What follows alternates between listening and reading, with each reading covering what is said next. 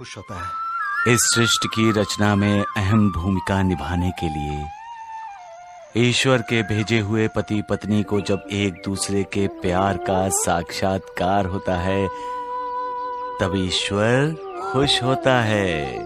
शादी की बुनियाद विश्वास है महालसापति। जब पति पत्नी जान जाते हैं कि दोनों का एक दूसरे पर अटूट विश्वास है तब मालिक खुश होता है।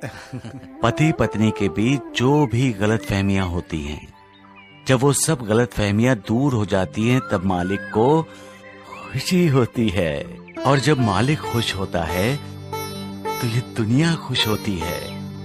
मंद मंद हवा चलती है जो हमें आनंद देती है।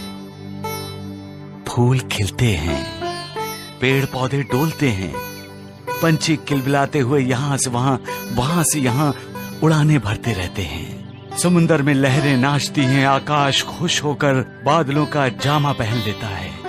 मौसम ऐसा खुशगवार होता है कि रोते हुए के चेहरे पर भी खुशी झलकने लगती है। देवा, आप तो कवि बन गए। जो न देखे रवि वो देखे कवि। जिसके मन में विश्वास है उसे पत्थर में भी भगवान नजर आते हैं, और जिनके मन में विश्वास नहीं होता उन्हें सामने खड़े भगवान भी पत्थर नजर आते हैं। विश्वास श्रद्धा का ही दूसरा रूप है। जहां श्रद्धा है वहां विश्वास है, और जहां विश्वास है वहां श्रद्धा है। ईश्वर को, मालिक को, भगवान को श्रद्धा और भक्ति की आंखों से ही देखा जाता है। जिनके पास श्रद्धा और भक्ति नहीं है वो सामने आए भगवान को भी अविश्वास की भावना से देखते हैं तो उनका उद्धार कैसे होगा? अगर भगवान को पाना है तो अपने आप को पूरी तरह से समर्पित कर दो उसे। जो निर्विकार है उसे हम विकारों के अधीन होकर कैसे पा सकते हैं? इंसान कभी निराशा और दुख की अपेक्षा नहीं करता, वो सुखी रहना चाहता है। हर कोई इस आशा पर जीता है कि उसका जीवन सफल हो, सफल हो। लेकिन सुख इंसान के दिल में छुपा होता है।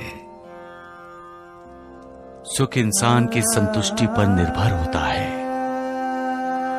इंसान के मन में जब किसी चीज के लिए अभिलाषा जागती है तो अभिलाषा के साथ साथ उसके दिल में असंतोष भी पैदा होता है। यही असंतोष उसे दुखी बनाता है। यही असंतोष उसे निराश कर देता है। जो ख्वाबों में रहते हैं वो निराश होते हैं और निराश के साथ साथ दुखी भी होते हैं। इसलिए ख्वाबों में नहीं रहना चाहिए। जिंदगी और ख्वाब में बहुत फर्क है। जिंदगी हकीकत है, वास्तव है। ख्वाब वहम है, भ्रम है। साईनाथ, ये सब जानते हुए भी इंसान ख्वाब क्यों देखता है? और वो दुखी भी रहता है मालसापति। इंसान को ये जान लेना जरूरी है कि हम जो सोचते हैं जरूरी नहीं वो हमेशा सच ही हो। कभी कभी तो वो नहीं होता जो हम सोचते हैं। मालिक ने किसके भविष्य में क्या लिखा है कोई नहीं पढ़ सकता। सबका मालिक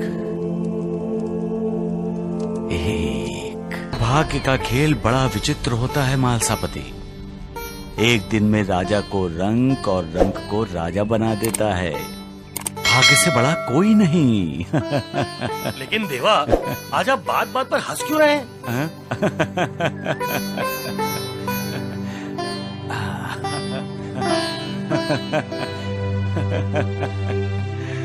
मैंने एक इंसान को अपने भाग्य को ठोकर मारते देखा है। भाग्य ने उसकी झोली में सुख का दान किया था और उसने सुख का वही दान दूसरे को दे दिया।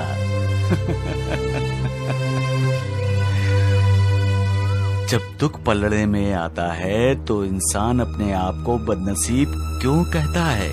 क्यों रोता है वो? क्यों मालिक को दोष देता है? इंसान ये क्यों भूल जाता है कि दोष उसका है, अपराधी वो खुद है।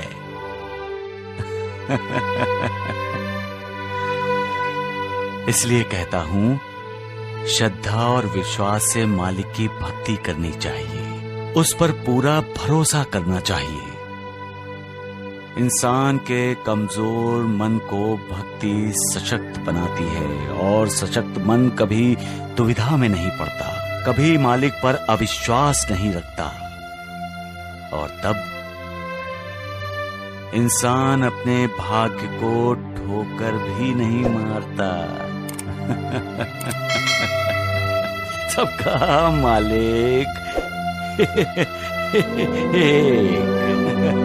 जो मुझ पर विश्वास रखता है, श्रद्धा रखता है और मेरी भक्ति करता है, मैं उसकी हर इच्छा पूरी करता हूं। जो मेरा नाम स्मरण करता है, सिर्फ साईं साईं जाप करता है, मैं उसके पापों का विनाश करके उसका उद्धार करता हूं। जिनका मुझ पर विश्वास है,